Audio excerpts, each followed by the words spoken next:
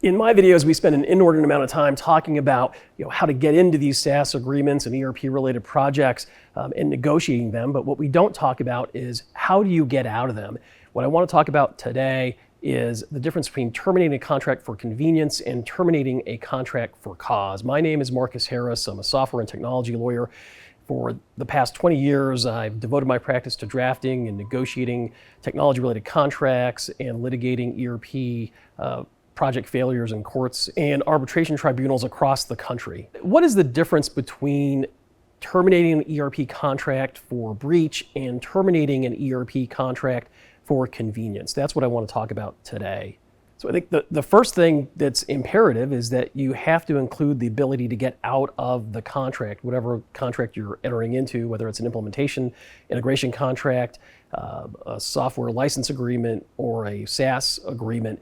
You don't want to enter into contracts that you don't have the ability to terminate and walk away from. And there's a couple of different ways to do that. The first one really is what we would call a termination for convenience. And just as it suggests, this is a termination right that allows you to walk away from the contract. I think it's important to keep in mind, though, that at least in connection with contracts that are governed by state law, there is this concept of good faith and fair dealing. So even though you might have the ability to terminate for convenience, it doesn't give you the ability to not comply with your contractual obligations and then simply walk away from the contract. That is typically not allowed.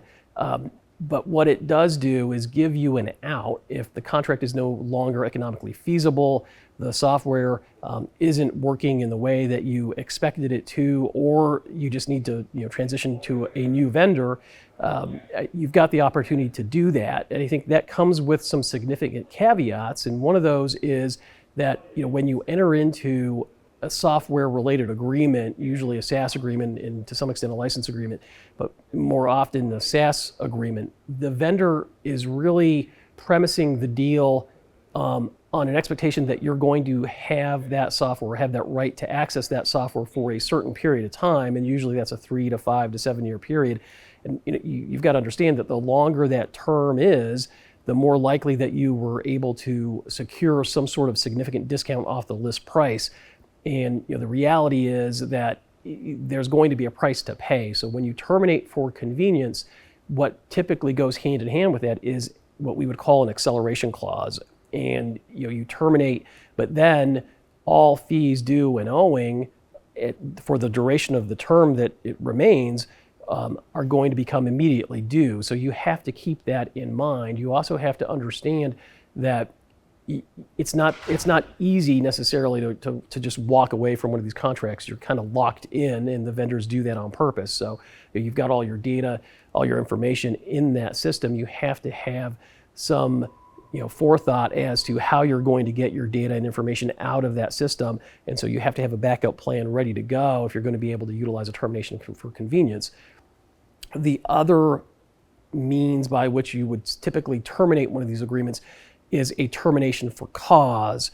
And the goal with respect to a termination for cause is to terminate your contractual obligations and get out of the contract with the ability to sue for damages and being able to hold to account that vendor for something that they did that was contrary to the contract. You're terminating for cause, meaning that somebody has breached the agreement, the other side has breached the agreement, and you're going to leverage whatever contractual remedies are in the contract to your advantage.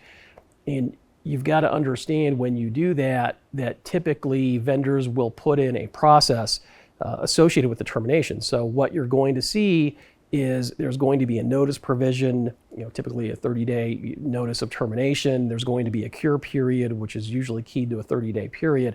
And then sometimes what we will see in these agreements is some sort of informal or formal dispute resolution process before the contract can actually be terminated. So you'll see, okay, well, we're going to send you a notice of breach, and what that then triggers is some sort of mandatory meeting between the principals or executives of the two companies to try to work in good faith to resolve the issue. And then if it cannot be resolved, perhaps there's a cure period or the termination goes forward. You've got to understand what those are, and you've got to understand, what happens when you terminate that contract. And one of the things that comes to the forefront really is, what is your relationship with that vendor going to be like? So you may have multiple contracts for multiple versions of software, multiple pieces of functionality with that same vendor, and you're terminating for cause one portion of the project. You still have to have a reasonable relationship with this vendor going forward to be able to receive support and maintenance for the other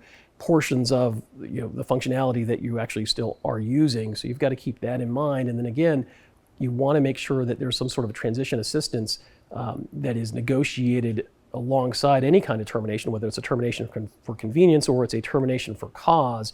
You really need to think about, how am I going to get out of this contract in a way that minimizes disruption for myself and my customers? How do I get my data out of that system, and how do I get it transitioned into a new system? How long is that going to take, and how much is it going to cost? All of those things need to be considered, and ideally they should be part of that termination process. If you have any questions about any of the issues brought up in this video today, please feel free to reach out to us at taflaw.com. We'd love to help you and point you in the right direction.